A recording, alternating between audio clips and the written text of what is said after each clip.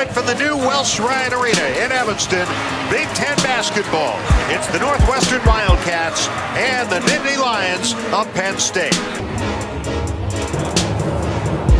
The Cats return home after a two-game road stretch, and with the turn of the calendar to February, they look to prevent Penn State from getting their first conference win of the season. They'll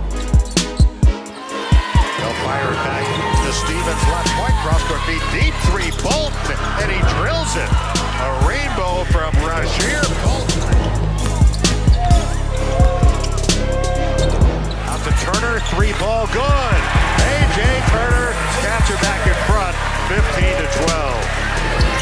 Stevens brings it down, accelerating to the basket, throws one up and backs it in. That will do it for the first half of play, and the Wildcats go to the locker room down by 2, 32-30 to the Penn State Nittany Lions. To continue to hit the post, to continue to take our shots, but you have to do it with precision. Listen, it's a 2-point game. We've played hard. We can play better. Let's come out we need to have the first 4 minutes just like we started the game. Okay? Same 5 guys who started. Ready? Win on 3. 1, 2, 3. There's Taylor foul on extended right. Into Parton. Parton against Watkins. Backs in, turns, puts it up and scores. And we're tied at 34. Derek Parton. Lead here from the Nittany Lions ends up in the hands of Wheeler, who puts it in the hoop. 5 points now for Jamari Wheeler. Parton hands to Greer. Out to Law. Has to put up a 3. Got it! Nick Law. Late clock three-pointer. And a timeout. Good job. When we come in transition, look. If you got it ahead, look inside in the post. When you drive Watkins, you can't shoot a finger roll. You gotta go off 2 and go into his chest. You can't shoot it like that. The Nittany Lions would not let up, maintaining their tight lead. But it was Northwestern's senior center who sparked the momentum they needed. Good. The two-hand jam dunk by Parton. And they catch it. On the left wing, jump pass to Law. Law against McCloskey. Step back 3. Good! Nick Law, three-pointer. And the Wildcats within 3 with 8:30 to go. 45-42. The Cats continued to fight for the lead, but Penn State pulled away late, winning the game 59-52.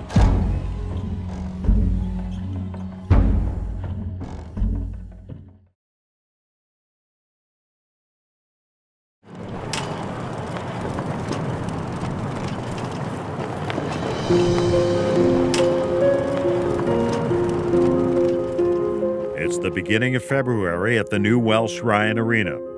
The seats broken in, the hardwood scuffed, and the nylon worn. For most players on the team, this will be home for years to come. But for the seniors, only a handful of games remain on the journey of being a Wildcat. A journey that, for Derek Parton, started in his home state of Ohio. I grew up in Cleveland, the Collinwood area. I grew up in a house with my parents, my grandparents, and my aunt and brother. Family is something that's, really big with me, and that's something I've always had. We didn't really have a lot of material things growing up, but family was something that I always could, lean on. For most of his childhood, Parton played pickup with his cousins, not joining his school team until the 7th grade. But he quickly became a key player on the court, even garnering an interest in playing collegiately. It was an open gym, actually, at my high school. I had one of my teammates, Carlton Bragg, at the time, was a top 100 kid, real talented kid, and he had a lot of interest from a lot of big schools. And so we had all those coaches at our open gyms. There was this one kid getting every rebound, blocking almost multiple shots at the basket, and scoring on putbacks, but just running the floor, playing hard. And originally, I thought that has to be Carlton Bragg. Within about 10 minutes, their head coach came over to me and said, "Who do you like here?" And I said, "Well, I love the kid in the headband." And I said, "That's got to be Carlton Bragg, right?" He goes, "No, that's Derek Pardon. And I go, that's who I'm here to see. Pardon arrived on campus in the summer of 2015. With senior big men Alex Ola and Joey Van Zegeren already in the lineup, Pardon planned on redshirting his first year. It was not until an Ola injury that Pardon's career took an unexpected turn. Our backup center, Joey Van Zegeren, was already out with a stress fracture. And so now both of our starting center and our top backup center, both seniors, have broken feet. So Derek Pardon comes up and meets with our coaching staff and asks to meet with Coach Collins, and he says, I'm all about the team, and I know our team needs me right now. Then we go to Nebraska in his first conference game ever as a freshman and gets his 28 points and 12 rebounds. And nobody even knew about him on an opposing coaching staff. And then we get criticized, why wasn't this kid playing all year?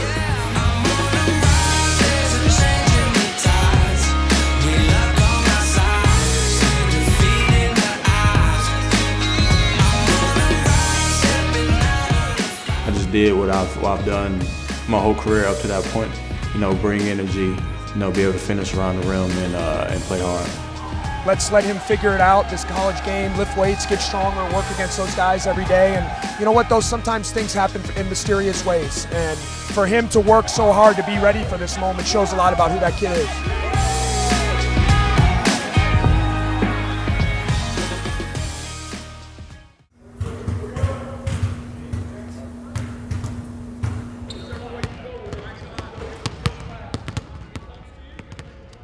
Derek is the prime example of anyone I've ever seen when you mix outstanding work ethic, high character, and a drive and a passion to be really good, no matter what the obstacles are. He's going to leave here arguably as not only one of the greatest players ever to play and put on a Northwestern uniform, but one of the greatest ambassadors to ever play here at Northwestern. Humble background, middle class at best, great parents, great support system, and it was all about what he fell in love when he came here, what this place was all about. And that's what makes this place special. It's so ironic that this kid makes the winning basket in the play, probably the most historic play ever in Northwestern basketball history, to solidify us in an NCAA tournament situation. And truly, in 42 years of coaching, one of the most cherished players I've ever coached. The funny thing is, the thing that gets me going the most is probably just like a Derek fundamental shot. Just like a little hook. That's kind of my favorite thing in the world, because it's all reliable. We know as soon as it leaves his hands, I have ultimate confidence in it. It takes away all that stress of is it gonna go in, is it gonna go in? It's just yes, 2 points, let's go. You're talking about a guy who's been told his whole life that he couldn't do this or couldn't do that and couldn't play at this level and wouldn't amount to what he's become, and all he's done is gone to work. He hasn't raised his voice, he just got in the gym. He works hard and off the court academically. He's been an outstanding student. He's been a great leader. And because of that, you've seen him get better every year. As a freshman, he's going to redshirt at the beginning of the year.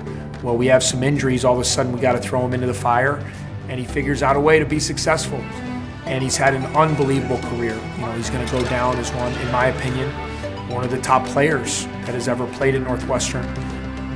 He's just been a special person and player in this program, and obviously someone that we're going to use as an example for years to come about how to do things the right way. Low-scoring game. Here's Pardon catching underneath from Brown on the two-hand slam.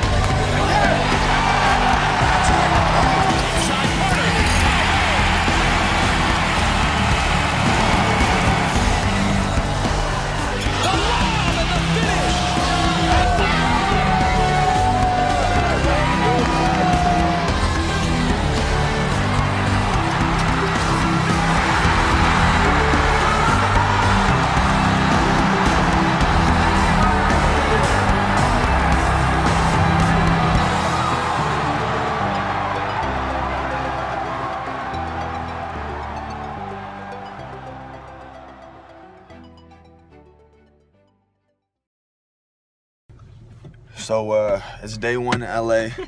I figured I'd start off by linking up with LeBron. LeBron, where are you? I'm gonna see if I can get some shots up with Bronny. So I'll get it. I gotta get back in the car. You mean off? No, I know Derek Pardon though.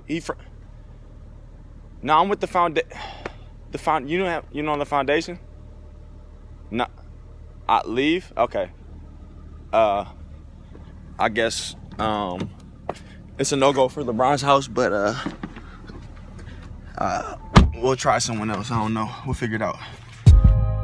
This offseason, junior Barrett Benson traveled to Los Angeles to participate in the Immersion Mentorship and Actualization Program through NU for Life, a Northwestern program dedicated to the professional development of Northwestern's student athletes. IMAP is a 3 to 5 day experience, kind of a immersion experience in your anticipated industry. So for me, it was television and film. And I was looking forward to kind of get a feel for what a career looks like and what are some possible paths in that industry. It was amazing. First of all, I got to stay with Charlie and his family, which was really fun to be out there with a teammate. And then also I met a lot of cool people. Met with different people from HBO, Hulu, Netflix, went on Jimmy Kimmel Live. It was just a great experience seeing a lot of people at the top of the industry and being able to take some of their valuable time and learn from them. I'm by no means a master of paddleboarding, but I definitely am a solid beginner. So I would count it as a success. I agree with that wholeheartedly. He was very good, especially today in the less windy conditions. Vast improvements, really turning into a California native. Yeah, I'm a solid beginner for sure. But that's all we got so far.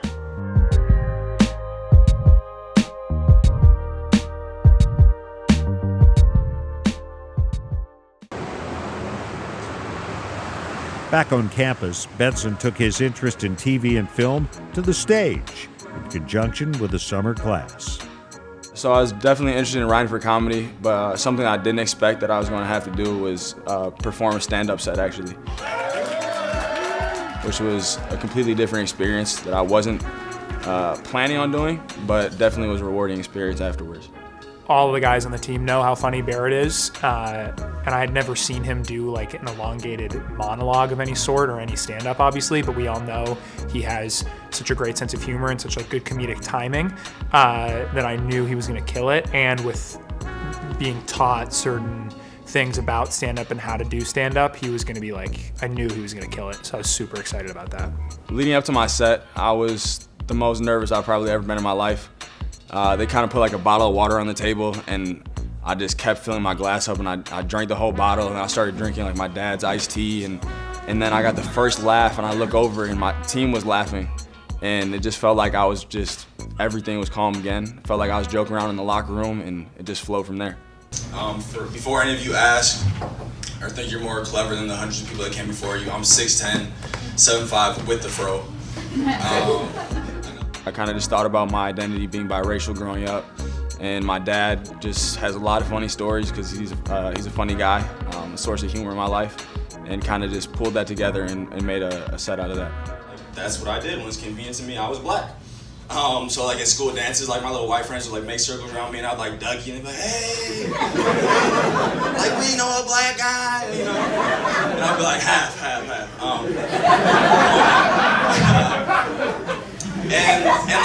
And I listened to a little rap too, but like I remember like when I was with my mom, I felt like I had to be white, and then when I was with my dad, I thought I had to be black, and so like I would hide like my iPod from my mom, like I didn't want her to know I listened to rap, like she'd be devastated that her son was in like the hardcore tracks like the Black Eyed Peas, you know? So I always found it meant the world to me to have my teammates there, because it just felt like I had a real good support system, and that was a great experience for me. It was awesome. I actually thought multiple kids in the class, because it was the whole class they each did a 5-minute stand-up thing, but I thought, trying to be as unbiased as possible, I honestly thought Barrett did the best. I thought he was really funny. He got consistent laughs throughout, so it went about as good as it could have gone, I think. It was really, really good.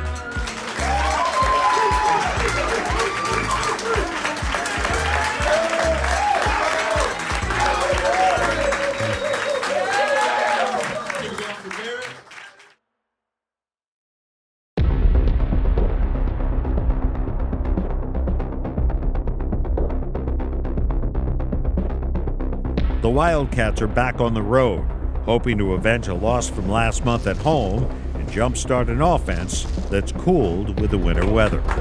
Throw yourself into the present. It doesn't matter what's happened in any other games before, and it doesn't matter what happened in front of us. Okay? Throw yourself into the present. We got a great opportunity. We're playing. We're together. We're healthy. We're ready to roll. We've practiced well. We deserve to play well. This time curling, Law. That is a great sign. There's Benson, up and under move, and he gets to the rim and lays it in. Law pulling and hitting. So far it's the Law and Moss show.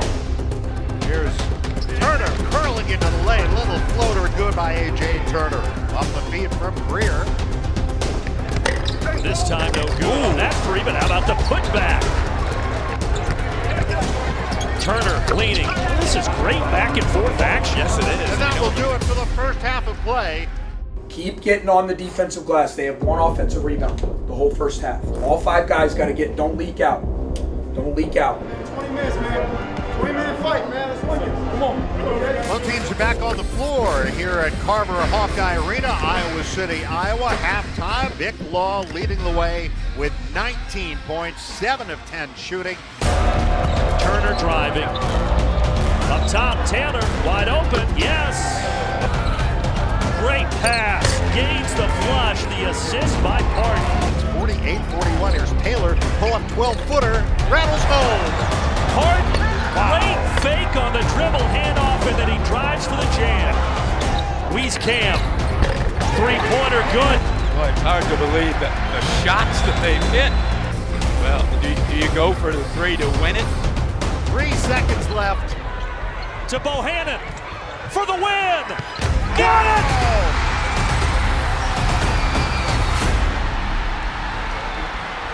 Unbelievable. Yeah, I have no words for that.